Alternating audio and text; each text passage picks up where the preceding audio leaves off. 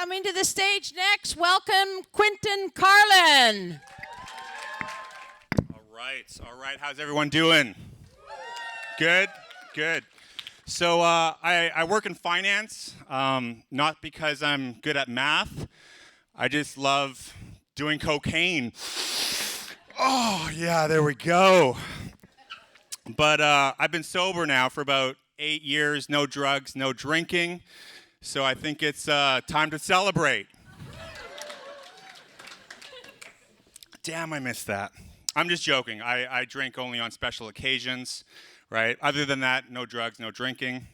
Except if I'm on a date and a girl brings out like some ecstasy and wants to party.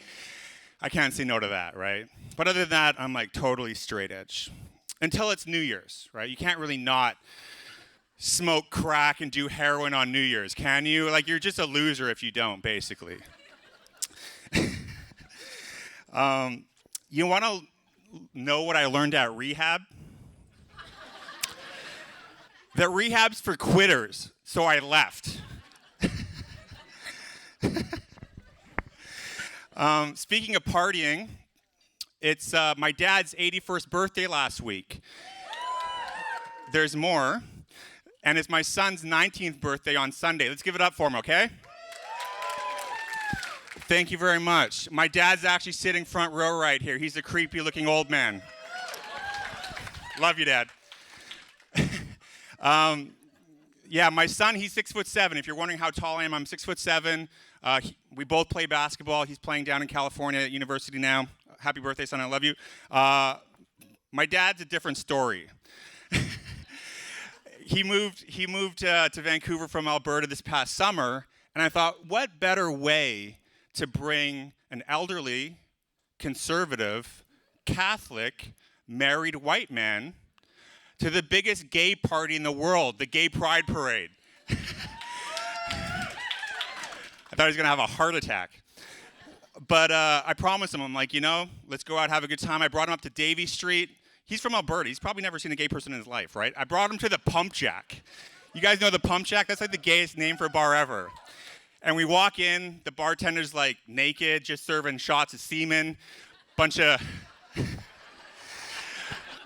men dressed in leather, slurping them down aggressively.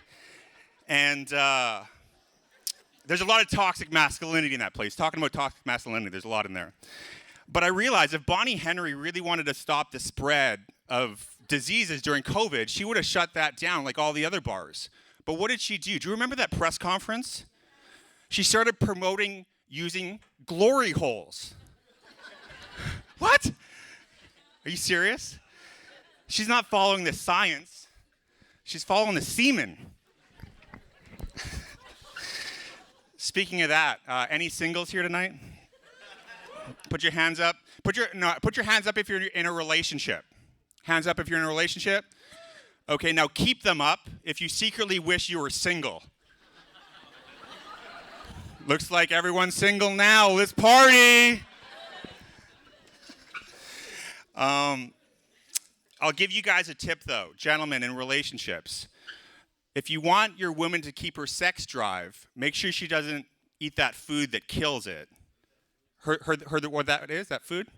It's called wedding cake. Keep that away. After that, wedding cake goes inside of her. Nothing of yours will ever go inside her ever again. Oh, you know it's true.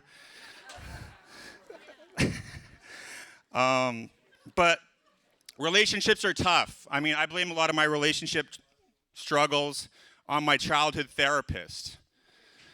Yeah, his name was Jerry Springer. Jerry. He really fucked me up.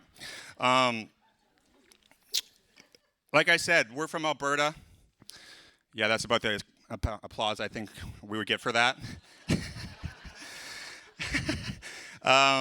But when I first moved to Vancouver, I got really sick. I felt really weird. I was like, what's going on? So I went to get checked out. I thought I had COVID, actually. I was freaking out. It turns out I just got diagnosed. I tested positive for yellow fever. I guess you don't really know what that is. There's a lot of hot Asians in this city. There's none of them in Alberta. So that's the real virus out of China. Jeez. I asked my doctor, I'm like, well, what's the cure? He's like, well, there's no cure. Actually, you know what? I see there's a guy over there. He's got like 2 Asians at his table. He's got it, like there's a lot of guys that have that. One of them is my girlfriend. She's Japanese. Don't get triggered. And the other 2 are my friends, so I can say that. What was I saying? Yeah, so my doctor's like, well, the only way to get rid of that is to basically just go to Asia and just kind of bang it out of your system. It's like, okay. So I took a week to go to Asia, and I ended up staying for 10 years. Yeah, it was a long vacation. For real, I was in Asia for 10 years. And I only moved back because of COVID. It took a pandemic to make me come back home.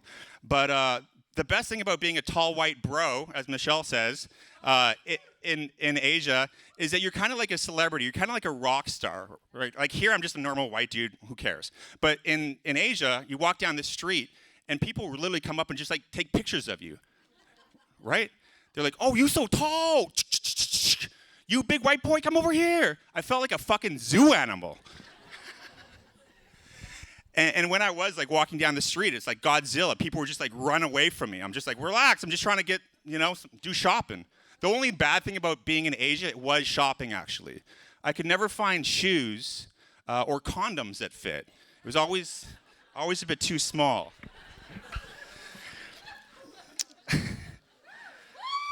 Thank you. But you know what? To be honest, Tinder in Tokyo was wild. Like I was killing it. 100% match rate. White privilege for the win again. And I don't understand why a lot of girls on dating sites, they put that they're vaccinated in their profile. It's not like any guy's ever going to be like, wait, before we continue here, I need to swipe your vaccine passport. Like girls, your profile could literally just be a list of all the STDs you currently have, syphilis, gonorrhea, even AIDS. And guys will be like, YOLO, and still swipe on you. That's really how desperate guys are to get laid. And if you don't believe me, I'll prove it. There's a religion that's based on this premise. Suicide bombers. They're promised that if they do that and kill themselves, they will get 70 virgins in heaven immediately after they die, right? There's guys lined up for this. That's how desperate guys are.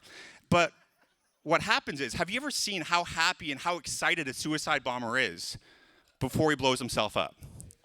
He's like this. Boom! But instead of getting 70 virgins, he still gets laid, but instead, he's getting bent over and banged up the ass by Satan at the pump jack. My dad taught me that joke. Thank you very much.